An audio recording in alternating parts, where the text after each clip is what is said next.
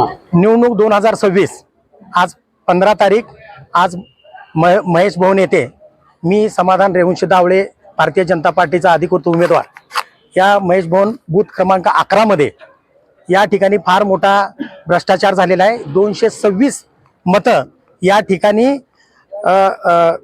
Serial प्रमाणे लावण्यापेक्षा या ठिकाणच्या अधिकाऱ्यांनी आणि कर्मचाऱ्यांनी या ठिकाणी अ ब क ड न लावता त्यांनी ड क ब आणि अ अशा उलट्या मशीन करून भारतीय जनता पार्टीच्या सर्व 226 मतदारांचं या ठिकाणी उलट मतदान झालेलं आहे।